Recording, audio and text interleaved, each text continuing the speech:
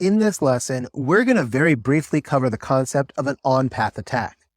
Now, an on-path attack is an attack where the penetration tester is able to put their workstation logically between two hosts during the communication in order to transparently capture, monitor, and relay the communications between those hosts. By placing themselves in the path between the client and the server, the attacker can intercept the authorization packets being sent and received, and then use those to take over the authorized session between the client and the server. Now, there are many different ways of conducting an on-path or interception attack, including ARP poisoning, DNS poisoning, introducing a rogue wireless access point, or introducing a rogue hub or switch. Once an on-path or interception attack has begun, you can then decide to replay or relay the attack. Replay of the data occurs when valid data is captured by the attacker and is then repeated immediately, or is delayed and then repeated. Replay is a common technique in wireless network attacks, but it can also be used in wired networks too. For example, if we can capture an authentication handshake between two hosts, we can then replay it to the authentication server so that it will think we are an authenticated client too and give us access to the network or its resources. Relay, on the other hand, occurs when an attacker is able to become a part of the conversation by inserting themselves in between the two hosts.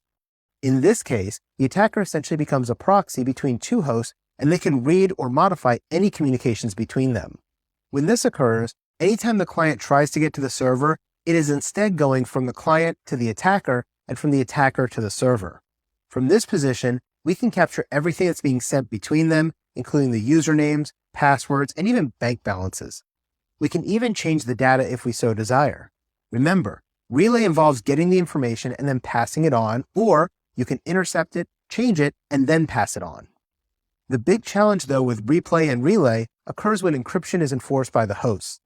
If the server, for example, is using a strong encryption scheme like TLS 1.3, it's going to be very difficult or even impossible for us to intercept and crack the communication between these two hosts. To try and overcome this encryption, a technique known as SSL stripping was created.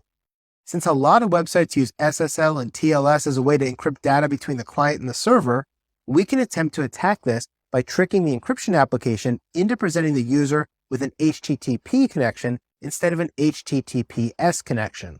For instance, let's say you go to facebook.com using HTTPS, but an attacker was able to redirect or downgrade the request to use the regular HTTP connection instead. This would be considered SSL stripping, because now there is no encryption being used in that connection, and we can then capture all the data and read it. Now, if SSL stripping isn't possible, then we can attempt to perform a downgrade attack instead. In a downgrade attack, the attacker attempts to have a client or server abandon its higher security mode in favor of a lower security mode. For example, if the client tries to connect to a server and negotiate a higher level of encryption like TLS 1.2 or 1.3, but they're connected through an intermediary attacker who's in an on-path position, that attacker may allow encryption to occur, so they'll see that little lock in their web browser, but only at a lower level, such as using SSL 2.0, which is much easier for the attacker to crack. So that way the attacker can remain in the middle of the communications between the client and server and see everything that's going on. Now, it's important to mention that downgrade attacks don't only affect SSL and TLS though. It can actually be used with any kind of encryption or protection, such as Wi-Fi, VPNs, and others. Anytime we have a client negotiate to a lower level of security that is still technically backwards compatible with that higher level, this is considered a downgrade attack.